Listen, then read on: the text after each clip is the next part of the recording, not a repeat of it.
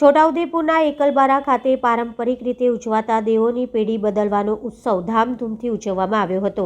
છોટાઉદેપુર જિલ્લાના આદિવાસી પ્રજાએ પ્રકૃતિ પૂજક છે તેઓ આદિવાસીની ચોથી પેઢી બદલવાના આ પર્વને ધામધૂમથી ઉજવવા છેલ્લા 1 માસની પૂર્વ તૈયારી કરી રહ્યા હતા અને આજે તેઓ અંતિમ દિવસ હતો।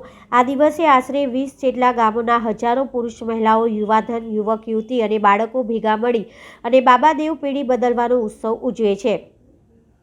આદિવાસી રંગબેરંગી નવીન પોશાકમાં સજ્જ યુવાધન અને આદિવાસી મહિલાઓ અને પુરુષો ટીમલીના તાલે ઢોલ અને ત્રાસાના તાલે રમી આ ઉત્સવ ઉજવે છે। પ્રકૃતિના ખોળે સજેલા વૃક્ષ જે 100 વર્ષના થયા છે અને સુકાઈ જાય છે તેઓને કાપી નવા વૃક્ષોની વાવણી કરી નવી પેઢી અને નવા બાબાદેવનું સ્થાપન કરે છે અને પોતાની પરંપરા અને માન્યતા મુજબ પેઢી બદલવાના ઉત્સવની ધામધૂમથી ઉજવણી કરી હતી। આ પર્વમાં અનેક ગામના સરપંચ આદિવાસી આગેવાનો અને ગ્રામજનો ઉપસ્થિત રહ્યા હતા। નામ રાઠવા કૃષ્ણાબેન મુકેશભાઈ છે। હું એકલબારાથી છું। અમારા ગામમાં આદિવાસી ઉજવાઈ રહે છે। અમે 1 મહિનાથી તૈયારી કરી રહ્યા છીએ। આદિવાસી કપડાં પહેરીને અમને બહુ આનંદ થાય છે।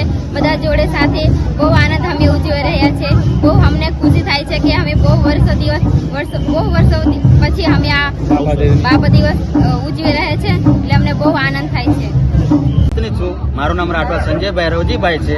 મારા ગામમાં અહીંયા જે આદિવાસીનું સંમેલન જે આદિવાસીની પરંપરા ચાલે છે અમારે જે હાલ પેઢીમાં જૂની પરંપરા ચાલે છે અત્યારે અમારે એની અમારે આગળ 3 પેઢી થાય અત્યારે અમારા 4થી પેઢી ચાલુ છે અને જે અમારે જે મતલબ કે વાર તહેવાર મેં બાબાદેવના બધા ગામમાં બધું ચાલુ છે અને જે પરંપરા અમારે જે અમે ભૂલ્યા નહીં જે વારાદારમાં અમારે છે અમારે એટલા માટે અમે આ વારાદારમાં કરીએ છીએ। જે બધાનું સંમેલન જે યુવાનો ભાગીદારો વડીલોનું બધાનું સહસહકાર અમારે મળ્યું છે ને આ અમે આજે ઉજવણી કરીએ છીએ। કેટલા ગામના લોકો ભેગા થયા છે? અત્યારે અમારે મિનિમમ તાલુકાના મિનિમમ એટલે સમજો ને કે 20-25 ગામના અમારે બધાનું આમંત્રણ થયું છે અને રાત્રિ સુધી બધાનું આમંત્રણ આવી જશે ને આવી જશે માણસો। કેટલા દિવસથી તમે તૈયારી કરતા હતા? અત્યારે અમારે બધા 12-15 દિવસ જેવા લાગ્યા છે। અત્યારે અમે 1 મહિના જેટલા પહેલા ચાલુ કરેલી હતી એમ આનું અત્યારે આજે છેલ્લો દિવસ છે અમારો મેળાનો અંદર તો કાલે ભોગ ફરક જશે ને આ અમારે ચાલુ છે એમ।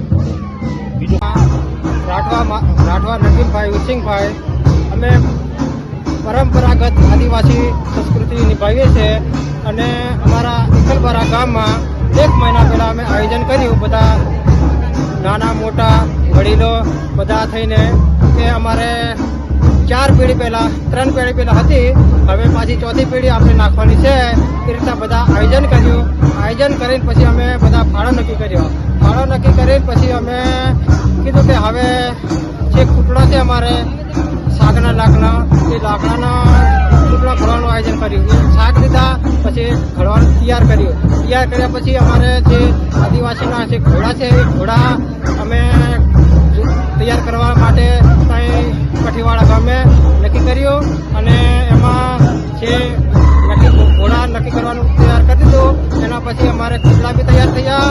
ખૂટડા તૈયાર થયા પછી અમારે ઘોડા તૈયાર થયા।